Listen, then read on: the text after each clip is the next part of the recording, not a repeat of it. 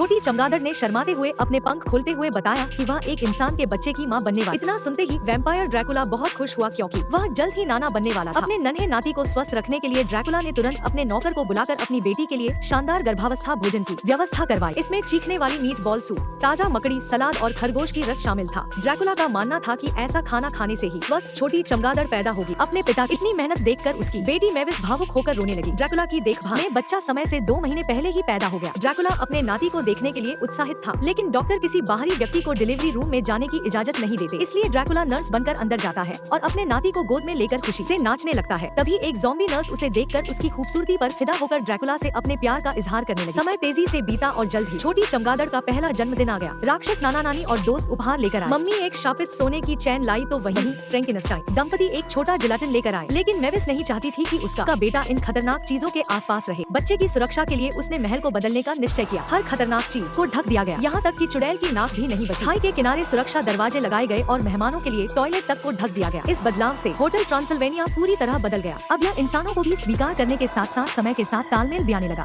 Gatekeeper zombie selfie लेना सीख गए, रिसेप्शन ज़ॉम्बी ऐप से खाना ऑर्डर करने लगे और यहाँ तक कि बुजुर्ग वैम्पायर दादाजी ने टेनिस खेलना सीख लिया। लेकिन ड्रैकुला बदलाव के लिए तैयार नहीं था। उसके इंसान दामाद जॉनी ने उसे स्मार्टफोन और ब्लूटूथ की खूबियां बतानी चाहिए, लेकिन ड्रैकुला ने बताया कि वह ब्लूटूथ के बारे में पहले से जानता है। वह अपने नाती डेनी को हर यह उम्मीद करते हुए देखता है कि उसके दांत निकल आए हैं या नहीं, क्योंकि बिना दांत के ड्रैकुला का नाती छोटा वैम्पायर नहीं बन सकता था। वह चुपके से डेनी को वैम्पायर बनने की ट्रेनिंग देने लगा, लेकिन मेफिस चाहती थी कि उसका बेटा इंसान की तरह बड़ा हो। वह डेनी को समय पर सुलाना चाहती थी, जबकि ड्रैकुला को यह बिल्कुल पसंद नहीं था कि कोई वैम्पायर रात में सोए। डेनी के वैम्पायर गुण जगाने के लिए ड्रैकुला उसे आधी रात को एक पार्टी में ले गया, जहाँ छोटे भेड़िए उन्हें देखकर इतने उत्साहित हो गए कि स्नोमैन का पैंट तक फाड़ दिया और डेनी को धक्का मारकर उसका दांत तोड़ दिया। यह देखकर मेफिस बहुत दुखी हुई और फैसला किया कि वह बच्चे को लेकर इस खतरनाक जगह से दूर चली जाएगी। यह सुनकर ड्रैकुला ठान लेता है कि वह मेफिस के जाने से पहले ही डेनी के वैम्पायर को जगा देगा। उसने जॉनी को मेफिस के साथ छुट्टियों पर भेज दिया और डेनी को अपने राक्षस दोस्तों के साथ एक डरावने जंगल में ले गया, जहाँ वह डेनी को वैम्पायर ट्रेनिंग देना चाहता था। जेली मॉन्स्टर भी उनके साथ डरावने जंगल गया। रास्ते में वे गाने सुनते हैं, लेकिन बाहर बैठा जेली मॉन्स्टर हेलमेट पहनने के बाद भी परेशान होने लगा।